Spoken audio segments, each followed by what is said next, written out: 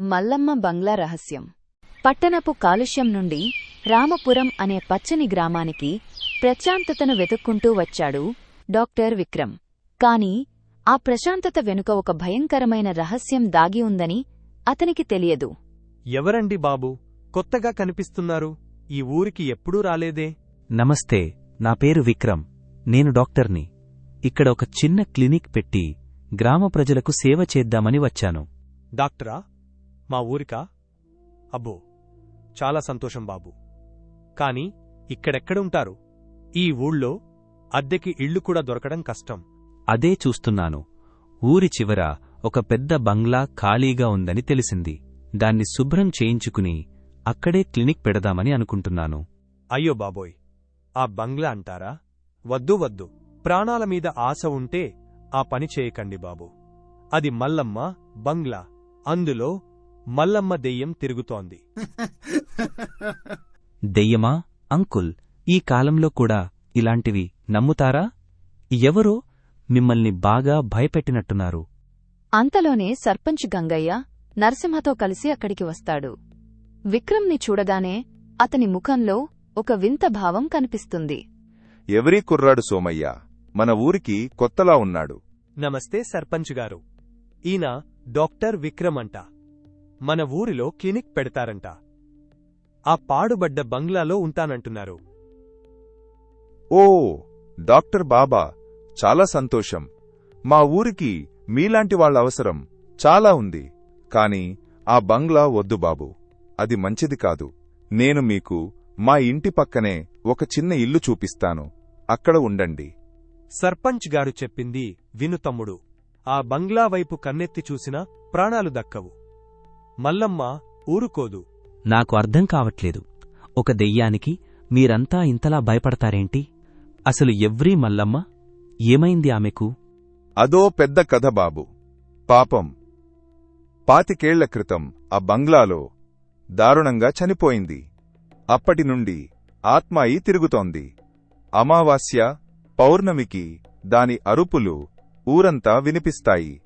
ఆ బంగ్లాలో అడుగుపెట్టిన వాళ్లు తిరిగి రాలేదు. మీ మంచి కోరే చెప్తున్నా, దాని జోలికి పోవద్దు. క్షమించండి సర్పంచ్ గారు. నేను దెయ్యాలను, భూతాలను నమ్మను. నా నిర్ణయం మారదు. నేను ఆ బంగ్లాలోనే ఉంటాను. నాకు సహాయం చేయగలిగితే చేయండి, లేదంటే నేనే చూసుకుంటాను. విక్రమ్ ధైర్యం చూసి గంగయ్య, నరసింహ ఒకరి ముఖాలు ఒకరు చూసుకున్నారు. వాళ్ల కళ్లల్లో భయం కంటే ఎక్కువ కుట్ర కనిపించింది విక్రమ్కి. విక్రమ్ మాట అన్నట్టే మరుసటి రోజు ఉదయం కొందరు కూలీలను తీసుకుని బంగ్లా శుభ్రం చేయడానికి వచ్చాడు. కాని నరసింహ వాళ్లని అడ్డగించాడు. ఏయ్, ఆగండి. ఎక్కడికి పోతున్నారు? లోపలికి వెళ్లారంటే మీ శవాలు కూడా బయటికి రావు. క్షమించండయ్యా నరసింహగారు. డాక్టర్ బాబు డబ్బులిస్తానన్నారు. అందుకే పనికి వచ్చాం. డబ్బులా ముఖ్యమా? ప్రాణాలా ముఖ్యమా? మల్లమ్మ దెయ్యానికి కోపం తెప్పించకండి. మర్యాదగా వెళ్ళిపోండి. ఏయ్ నరసింహ, వాళ్ళని ఎందుకు భయపెడుతున్నావు?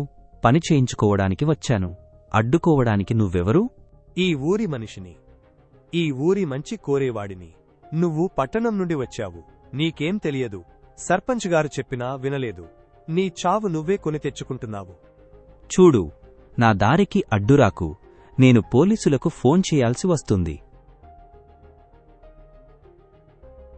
అయ్యో, ఎందుకీ గొడవ? విక్రమ్ బాబు, ఎందుకు మొండి పట్టుదలకు పోతున్నారు? మీకేమైనా అయితే ఊరి పరువు పోతుంది. సర్పంచ్ గారు, నాకేం కాదు. ఒకవేళ అయితే దానికి కారణం దెయ్యం కాదు, మనుషులే అవుతారు. ఈ బంగ్లాలో దెయ్యం లేదని నాకు తెలుసు.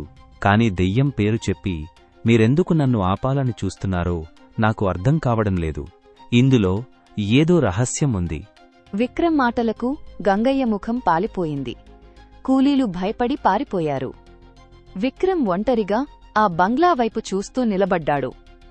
ఈ రహస్యాన్ని ఛేదించాలని నిర్ణయించుకున్నాడు.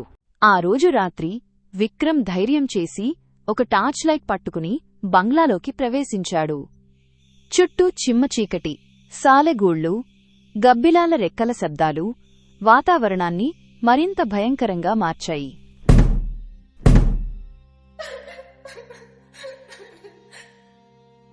ఇదంతా గాలి శబ్దం. ఏడుపు ఎవరో కావాలని చేస్తున్నట్టుంది. ధైర్యంగా ఉండు విక్రమ్.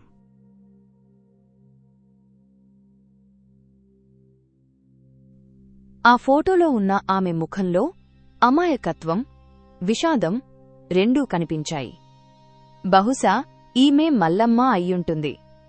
ఇంతలో గలగలమని గజ్జెల శబ్దం వినిపించింది. ఎవరక్కడా? ధైర్యముంటే బయటికిరా. విక్రమ్ భయపడలేదు. టార్చ్ లైట్ ఆ నీడమీద వేశాడు. ఆ నీడ హఠాత్తుగా మాయమైంది. కాని కింద నేలమీద ఏదో మెరుస్తూ కనిపించింది. ఇదేంటి?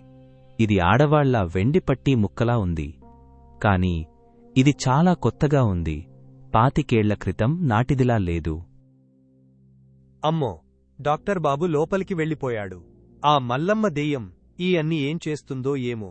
అయ్య బాబోయ్, నాకెందుకొచ్చిందిరా ఈ గొడవ? విక్రమ్కి అనుమానం బలపడింది.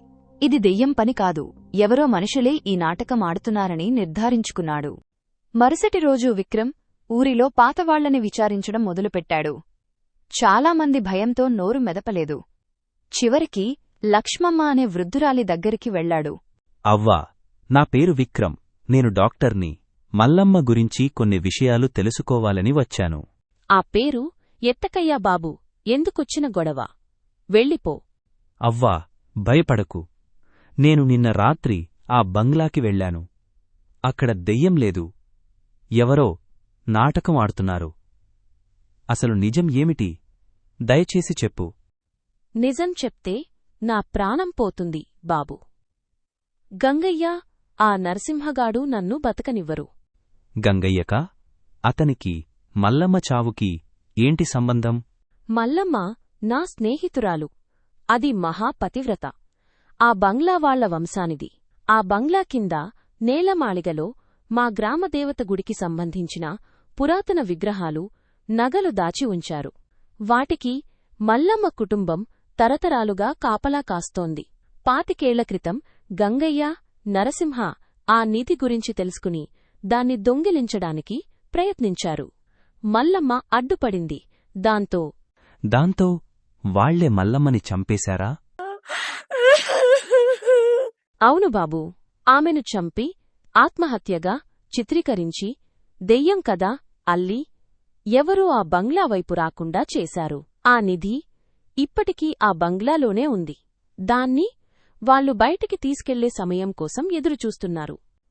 విక్రమ్కి ఇప్పుడు మొత్తం కథ అర్థమైంది. ఇది దెయ్యం కథ కాదు, ఇద్దరు దుర్మార్గుల అత్యాశ, నేర చరిత్ర.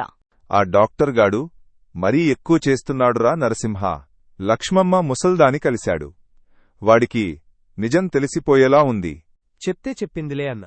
ఒక్క దెబ్బకి వాణ్ణి పైకి పంపిద్దాం. దెయ్యం చంపేసిందని ఊరంతా నమ్ముతుంది. ఆవేశపడకు. ఇప్పుడు వాడిని ఏమైనా చేస్తే అనుమానం మనమీదే వస్తుంది. వాడిని మనమే భయపెట్టి ఊరు వదిలి పారిపోయేలా చేయాలి. ఈ రాత్రికి మన నాటకం ఇంకోసారి ఆడాలి. ఈసారి నిజంగా భయపడి చావాలి వాడు. కాని వాళ్ల ప్లాన్ గురించి విక్రమ్ ముందే ఊహించాడు. సోమయ్య సహాయంతో ఒక కొత్త ప్లాన్ వేశాడు. సోమయ్య, నువ్వు కొంచెం ధైర్యం చెయ్యాలి. నేను చెప్పినట్టు చెయ్యి. ఈ రాత్రికి ఆ దొంగల ఆట కట్టిద్దాం. నా వల్ల కాదు బాబూ, నాకు భయం. దెయ్యం సంగతి అటుంచితే ఆ నరసింహగాడు నన్ను చంపేస్తాడు. ఏం కాదు, నేనున్నానుగా. మనం వాళ్ల దెయ్యం కథనే వాళ్లకి వ్యతిరేకంగా వాడదాం. ఈ ఊరికి పట్టిన పీడని వదిలించాలి. ఆ రాత్రి గంగయ్య, నరసింహ యథావిధిగా విక్రమ్ని భయపెట్టడానికి బంగ్లాలోకి వచ్చారు. కాని లోపల విక్రమ్ లేడు. హాలు మొత్తం నిశ్శబ్దంగా ఉంది. ఏడి అన్నా ఆ డాక్టర్గాడు? భయపడి పారిపోయాడా? ఉండు, ఎక్కడికీ పోడు. నరసింహ, అది నువ్వేనా? కాదు అన్నా, నేను నీ పక్కనే ఉన్నాను. మరి అదెవరు? ఆ ఆకారం నెమ్మదిగా వాళ్లవైపు తిరిగింది. అది మల్లమ్మ ఆత్మ. దాని కళ్లల్లో కోపం, బాధ స్పష్టంగా కనిపిస్తున్నాయి. గాలి హోరున వీచింది.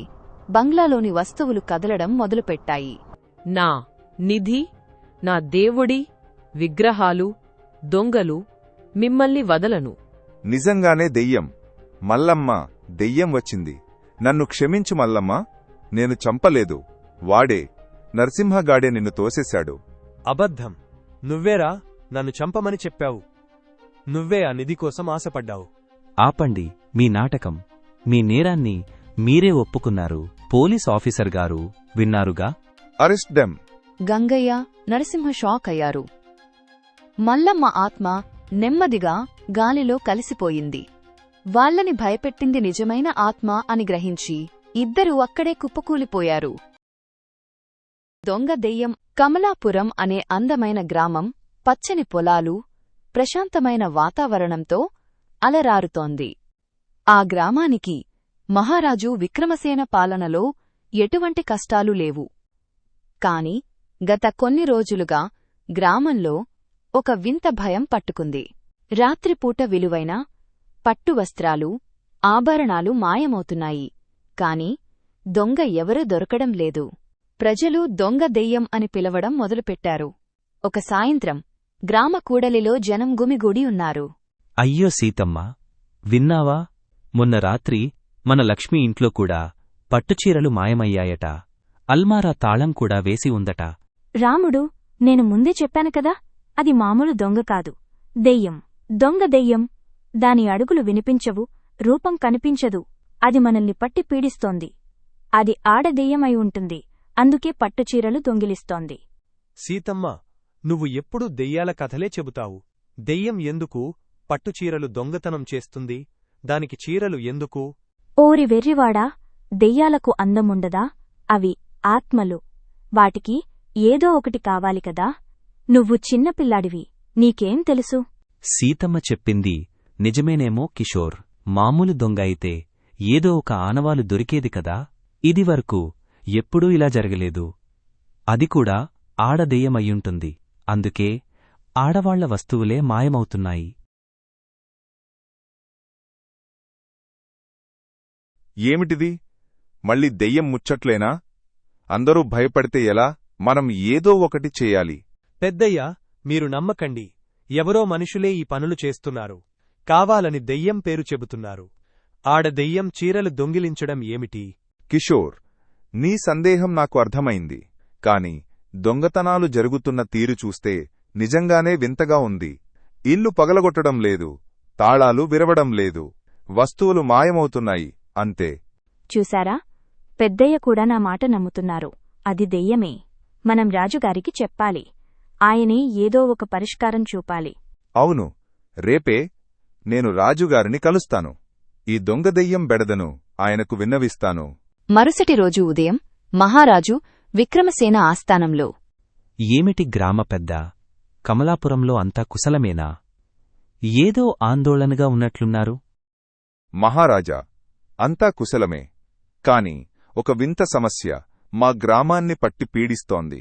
వింత సమస్యనా? ఏమిటది? మహారాజా, గత కొన్ని రోజులుగా మా గ్రామంలో దొంగతనాలు జరుగుతున్నాయి. విలువైన పట్టువస్త్రాలు, ఆభరణాలు మాయమవుతున్నాయి. దొంగతనాలు జరగడం మామూలే కదా. దొంగలను పట్టుకోవడానికి సైనికులను పంపుతాను. అది కాదు మహారాజా, ఇది మామూలు దొంగతనం కాదు. దొంగ ఎవరూ కనిపించడం లేదు. తాళాలు పగలడం లేదు, గోడలు కూలడం లేదు. వస్తువులు మాయమవుతున్నాయి అంతే. ప్రజలు దానిని దొంగదెయ్యం అని పిలుస్తున్నారు. అది ఆడదెయ్యం అని చెబుతున్నారు. దొంగ దెయ్యమా? ఆడదెయ్యమా? గ్రామ పెద్ద, మీరు కూడా ఈ మూఢనమ్మకాలను నమ్ముతున్నారా? దెయ్యాలు దొంగతనం చెయ్యవు, అది కూడా పట్టుచీరలు. మంత్రిగారు, నా మాట నమ్మండి. ప్రజలు భయంతో వణికిపోతున్నారు. రాత్రిపూట ఇళ్లలోంచి బయటికి రావడం లేదు. ఇది ఇలాగే కొనసాగితే గ్రామంలో శాంతి భద్రతలు దెబ్బతింటాయి. వింతగా ఉంది. సేనాపతి, ఈ విషయాన్ని మీరు స్వయంగా పరిశీలించండి. దొంగదెయ్యమైనా సరే, మనిషి అయినా సరే, దాన్ని పట్టుకొని నా ముందు నిలబెట్టాలి. చిత్తం మహారాజా, వెంటనే కమలాపురం బయలుదేరుతాను. ఈ దొంగదెయ్యం సంగతి తేలుస్తాను. ఆడదెయ్యమైతే ఇంకా సులభం. మరియు ఈ దొంగదెయ్యం పట్టుకున్న వారికి 1000 బంగారు నాణేలు బహుమానమిస్తానని చాటింపు వేయించండి. కమలాపురంలో రాత్రి సేనాపతి తన సైనికులతో కాపలా కాస్తున్నారు. సైనికులారా, జాగ్రత్తగా ఉండండి. ప్రతి ఇంటిని గమనించండి. చిన్న శబ్దం వచ్చినా వెంటనే అప్రమత్తమవ్వండి. అది ఆడదెయ్యం కాబట్టి పట్టువస్త్రాలు ఉన్న ఇళ్లపై దృష్టి పెట్టండి. చిత్తం సేనాపతి. కొంతసేపటి తర్వాత ఒక ధనవంతుడి ఇంట్లోంచి వింత శబ్దం వస్తుంది. సేనాపతి సైనికులతో ఆ ఇంటివైపు పరుగెత్తుతాడు. లోపల చల్లగా గాలి వీస్తున్నట్లు అనిపిస్తుంది. ఎవరక్కడ? బయటికి రండి. ఇంటి తలుపు తెరిచి చూస్తే లోపల ఎవ్వరూ లేరు. కాని ఇంట్లో ఉన్న విలువైన పట్టువస్త్రాలు మాయమయ్యాయి. ఒక పట్టుచీర కొస మాత్రం గాలిలో తేలుతూ బయటికి వెళ్తున్నట్లు అనిపిస్తుంది. సేనాపతి, ఇక్కడ కూడా దొంగతనం జరిగింది, కాని ఎవరూ లేరు. ఆ చీరకొస చూడండి, అది గాలిలో తేలుతోంది. ఇదేమిటి? మనం ఇంత దగ్గరగా ఉన్నా ఎలా మాయమయ్యాయి? ఆ చీర కొస నిజంగానే గాలిలో తేలుతోంది. ఇది నిజంగానే దెయ్యం పనా? నేను చెప్పాను కదా, ఇది దెయ్యం కాదు, ఎవరో చాలా తెలివైన దొంగ. కాని ఈ గాలిలో తేలడం ఏమిటి? ఓరి కిషోర్, ఇంకా నీ సందేహాలు పోలేదా? చూసావా, సేనాపతి కూడా దాన్ని పట్టుకోలేకపోయారు. అది దెయ్యమే, ఆడదెయ్యం. యువకుడా, నీకు దీని గురించి ఏదైనా తెలుసా? నీకు దెయ్యం కాదని ఎందుకు అనిపిస్తుంది? ఈ తేలికపాటి మాయను ఎలా వివరించాలి? సేనాపతి, దెయ్యాలకు ఆకలి ఉండదు, వాటికి ధనం అవసరం లేదు. అవి మనుషులను భయపెడతాయి తప్ప వస్తువులను దొంగిలించవు. కాని ఈ తేలడం, ఇది నిజంగా వింతగా ఉంది. ఎవరో మాయలు తెలిసినవారు అయి ఉంటారు. నీ మాటల్లో నిజం ఉంది, కాని ఎలా పట్టుకోవాలి? మాయలు తెలిసిన వారిని ఎలా పట్టుకోవాలి? మనం దానికి ఒక ఎర వెయ్యాలి. దాని బలహీనత ఏమిటో తెలుసుకోవాలి, లేదా అది ఎందుకు దొంగిలిస్తుందో తెలుసుకోవాలి. బలహీనతనా? దెయ్యానికి బలహీనత ఉంటుందా? దెయ్యమైతే ఉండదు, కాని మాయలు చేసే మనిషి అయితే ఉంటుంది. అది దొంగిలించిన వస్తువులను ఎక్కడ దాచిపెడుతుందో, ఎందుకు దొంగిలిస్తుందో తెలుసుకోవాలి. లేదా అది నిజంగానే దెయ్యమైతే దానిని శాంతింపజేయడానికి ఏదో ఒక మార్గముంటుంది. మరుసటి రోజు గ్రామ పెద్ద ఇంట్లో సేనాపతి, ఈ దొంగదెయ్యం పీడ వదలడం లేదు. ప్రజలు నిద్రలేని రాత్రులు గడుపుతున్నారు. ఆడవాళ్లు తమ పట్టుచీరలు, నగలు పోతాయని భయపడుతున్నారు. గ్రామ పెద్ద కిషోర్ చెప్పిన మాటల్లో నిజముంది. మనం దానికి ఒక ఎర వెయ్యాలి. రాజుగారు ప్రకటించిన బహుమానం గురించి చాటింపు వేయించండి. అది దొంగిలించిన వస్తువులను తిరిగి ఇచ్చేస్తే ఎటువంటి శిక్ష ఉండదని కూడా చెప్పండి. ఒకవేళ అది నిజంగానే దెయ్యమైతే దాని ఆత్మకు శాంతి చేకూర్చడానికి పూజలు చేస్తామని కూడా చెప్పండి. అది తిరిగి ఇస్తుందా సేనాపతి? దెయ్యమైతే ఆ మాటలు వినదు కదా. అది దెయ్యం కాకపోతే వింటుంది రాముడు. దాని వెనుక ఏదో ఒక కారణం ఉండి ఉంటుంది. ఒకవేళ అది నిజంగానే దెయ్యమైతే దాని ఆత్మకు శాంతి చేకూరితే అది దొంగతనాలు ఆపేస్తుంది. అవును, మనం ఒక విలువైన పట్టుచీరను గ్రామం మధ్యలో ఉంచుదాం. దాని చుట్టూ కాపలా పెడదాం. అది వస్తే పట్టుకుందాం. ఒకవేళ అది దెయ్యమైతే దానితో మాట్లాడటానికి ప్రయత్నిద్దాం. మంచి ఆలోచన సేనాపతి. రాజుగారి ఖజానాలోంచి అత్యంత విలువైన, అద్భుతమైన పట్టుచీరను తీసుకువచ్చి గ్రామం మధ్యలో ఉన్న ఆలయం ముందు ఉంచుదాం. దాని చుట్టూ కాపలా పెడదాం. కాపలా పెట్టినా అది దొంగిలించగలదు. మనం దానిని గమనించాలి. దాని కదలికలను బట్టి అది ఎక్కడికి వెళ్తుందో తెలుసుకోవాలి. మరియు అది వచ్చినప్పుడు దానితో మాట్లాడటానికి ప్రయత్నిద్దాం. దాని బాధ ఏమిటో తెలుసుకుందాం. మంచి సూచన కిషోర్. నువ్వు కూడా మాతో పాటు ఉండు. నీ తెలివితేటలు మాకు ఉపయోగపడతాయి. తప్పకుండా సేనాపతి. ఈ దొంగ దెయ్యం గుట్టు విప్పే వరకు నేను నిద్రపోను. అది ఆడదెయ్యమైతే దాని కథ వినాలి. రాత్రి ఆలయం ముందు అద్భుతమైన పట్టుచీర ఉంచబడింది. సేనాపతి, కిషోర్, సైనికులు మాటు వేసి ఉన్నారు. అర్ధరాత్రి దాటాక ఒక నల్లటి ఆకారం ఆలయం వైపు కదులుతుంది. అది గాలిలో తేలుతున్నట్లుగా అనిపిస్తుంది. సేనాపతి, అదిగో దెయ్యం. సైనికులరా, కదలకుండా ఉండండి. అది చీర దగ్గరికి వెళ్లే వరకు వేచి చూద్దాం. కిషోర్, నువ్వు సిద్ధంగా ఉండు. ఆ ఆకారం చీర దగ్గరికి వస్తుంది. అది చీరను తాకగానే చీర గాలిలో తేలి ఆ ఆకారంతో పాటు పైకి లేస్తుంది.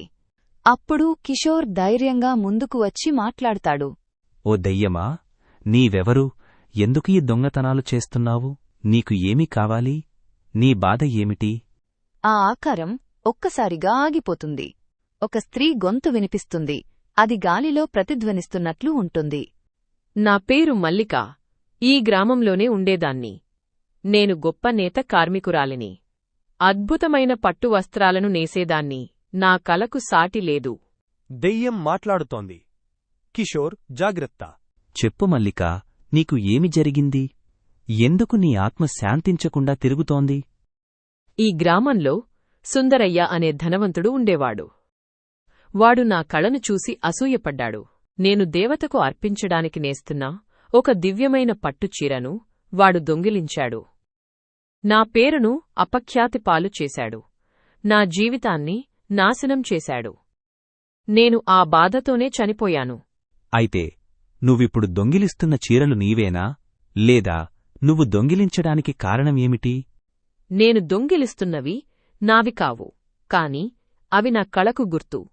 ఆ సుందరయ్య దొంగిలించిన నా దివ్యమైన చీర ఎక్కడ ఉందో నాకు తెలియదు. దానిని వెతకడానికి, నా కళకు న్యాయం చేయడానికి నేను తిరుగుతున్నాను. ఈ పట్టు వస్త్రాలు చూస్తే నాకు నా కళ గుర్తుకు వస్తుంది. ఆ చీరను తిరిగి తెచ్చి దేవతకు అర్పించాలి. అప్పుడే నా ఆత్మకు శాంతి. సుందరయ్య, ఆ సుందరయ్యేనా? అతనిప్పుడు కూడా గ్రామంలో ఉన్నాడు. అవును, వాడు ఇంకా బ్రతికే ఉన్నాడు. నా ఆత్మ శాంతించాలంటే వాడు చేసిన పాపానికి శిక్ష పడాలి. నా దివ్యమైన చీర దేవతకు చేరాలి. మరుసటి రోజు ఉదయం మహారాజు విక్రమసేన ఆస్థానంలో. సేనాపతి, దొంగదెయ్యం పట్టుబడిందా? ఎవరు అది? మహారాజా, దొంగ దెయ్యం పట్టుబడింది. కాని అది దెయ్యమే, మల్లిక అనే నేత కార్మికురాలి ఆత్మ. సేనాపతి, మీరు కూడా దెయ్యాల కథలు చెబుతున్నారా? ఇది నమ్మశక్యంగా లేదు. మంత్రిగారు, నేను స్వయంగా చూశాను, విన్నాను. ఆ ఆత్మ మాతో మాట్లాడింది.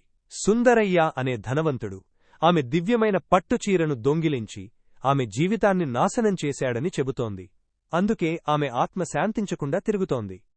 మహారాజా, నేను కూడా విన్నాను. మల్లిక ఆత్మ తన కథను చెప్పింది. ఆమె కళకు అన్యాయం జరిగింది. ఆమె దివ్యమైన చీరను తిరిగి దేవతకు అర్పించాలని కోరుతోంది.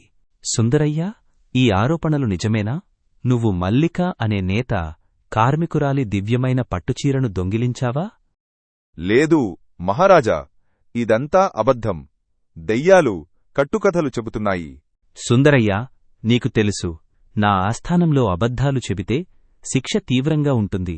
మల్లిక ఆత్మ చెప్పినట్లుగా ఆమె దివ్యమైన చీరను నువ్వు దొంగిలించావని నాకు నమ్మకం కలుగుతోంది. ఆ చీర ఎక్కడ ఉంది? మహారాజా, నేను దాన్ని దొంగిలించాను. అది నా ఇంట్లో రహస్య గదిలో ఉంది. నేను ఆ చీరను అమ్మి ధనవంతుడిని కావాలనుకున్నాను. సుందరయ్య, నీ మోసాలు బయటపడ్డాయి. నీకు కఠిన శిక్ష తప్పదు. సేనాపతి, సుందరయ్యను బంధించండి. అతని ఇంట్లో ఉన్న మల్లిక దివ్యమైన చీరను తీసుకురండి. మరియు గ్రామంలోని ప్రజల పట్టు వస్త్రాలు, ఆభరణాలు కూడా తిరిగి వారికి అప్పగించండి. చిత్తం మహారాజా. మరియు మల్లిక ఆత్మకు శాంతి చేకూర్చడానికి, ఆ దివ్యమైన చీరను దేవతకు అర్పించడానికి గ్రామంలో ఒక పెద్ద పూజను ఏర్పాటు చేయండి. మల్లిక కళను గౌరవిస్తూ ఆమె పేరుమీద ఒక నేత కళాకేంద్రాన్ని ఏర్పాటు చేయండి.